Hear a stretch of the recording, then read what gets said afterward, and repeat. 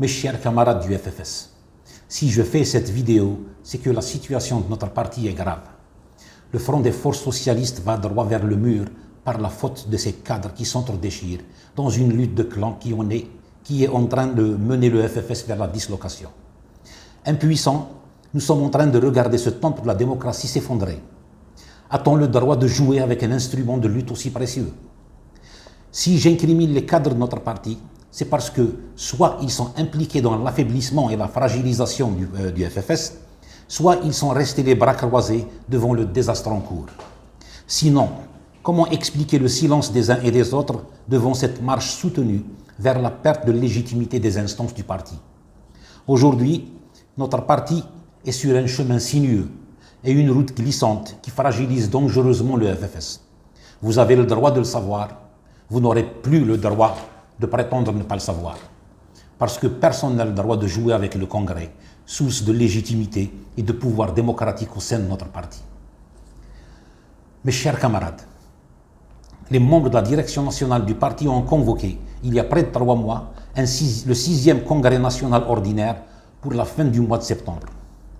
À ce jour, rien n'a été fait pour que les structures et les militants soient prêts pour le rendez-vous.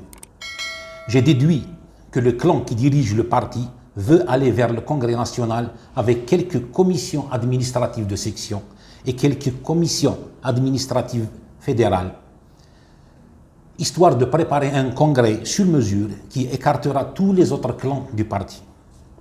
J'estime que c'est un coup de force inadmissible qui va ôter toute légitimité aux structures qui sortiront des assises de fin septembre.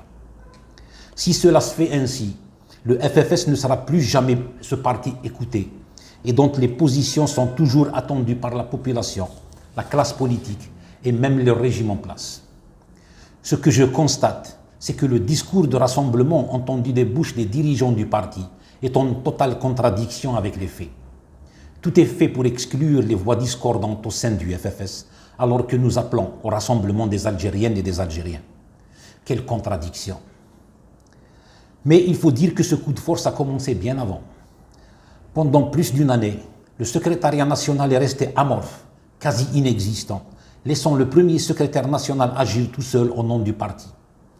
La collégialité au sein de l'instance présidentielle a été cassée par 2 membres sur 5, alors que les décisions du parti sont prises par 3 ou 4 personnes. Pire encore, le coup de force est passé après avoir écrasé le Conseil national du parti, l'instance suprême entre 2 congrès, et après avoir bafoué toutes ses prérogatives. C'est aussi ce qui me fait dire que l'heure est grave et qu'il faut que cela change. Mes chers camarades, de l'autre côté, ce n'est pas plus vert. Les clans et la logique clanique ont tout miné. Les camarades qui agissent de l'extérieur des structures et sur les réseaux sociaux donnent l'impression qu'ils veulent régler leur compte avec les camarades de la direction nationale et non trouver une solution à la crise qui met le FFS en péril.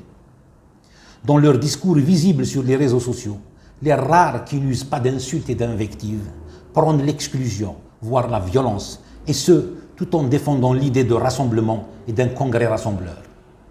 Ils se contredisent comme le font les camarades de la direction. En réalité, tous les clans sont occupés à faire des croche-pieds et des coups bas à leurs camarades et aucun d'entre eux ne cherche à construire quelque chose de valable. D'où la nécessité de mettre fin à la politique des clans pour sauver notre parti de la dislocation.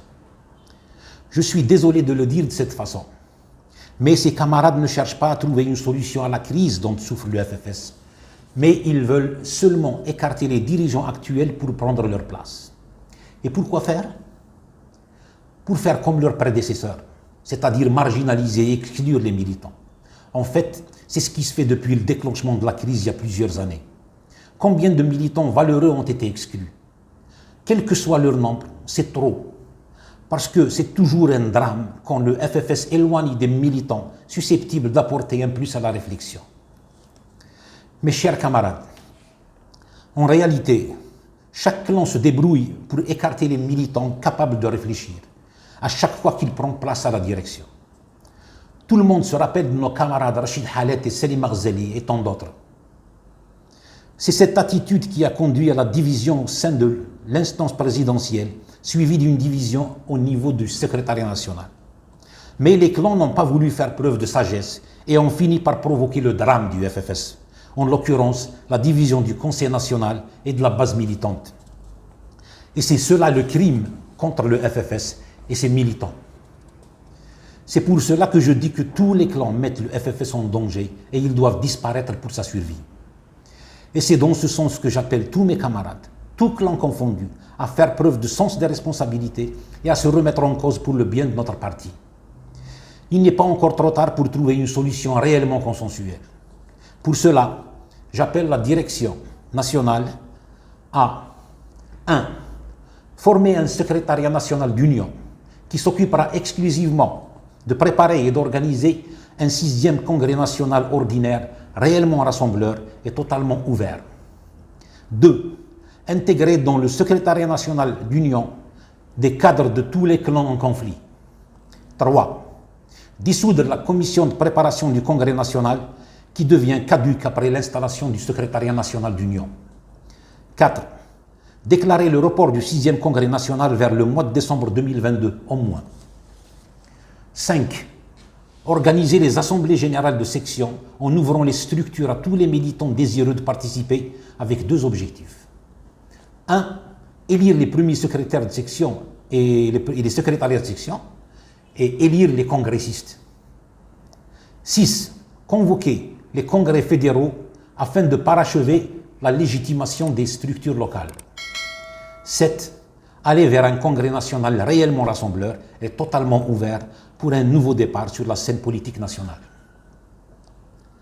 J'appelle également les camarades qui ont montré leur hostilité à la direction nationale de cesser les insultes et les calomnies ciblant les camarades de la direction nationale et des autres clans.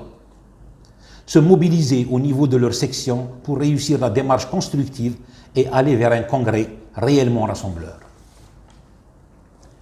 Mes chers camarades, je suis convaincu que malgré ce qui a été fait par les uns et les autres, le FFS peut encore être sauvé de la dislocation.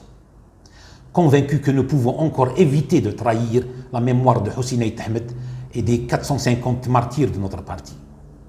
Mais pour cela, nous devons tous faire des concessions et faire confiance aux militants. Pour réussir cette œuvre salvatrice, je vous invite à élaborer, chacun de son côté, un projet de développement du parti que les militants seront appelés à choisir à l'occasion du 6e congrès national. De ce fait, ils seront appelés à faire leur choix parmi les projets et non parmi les porteurs de projets. Comme je l'ai déjà dit auparavant, ce sera la meilleure façon de transformer les clans mortifères en courants porteurs d'espoir pour le FFS et pour tous ses militants, tous courants confondus. Vive l'Algérie, vive le FFS, gloire à nos martyrs.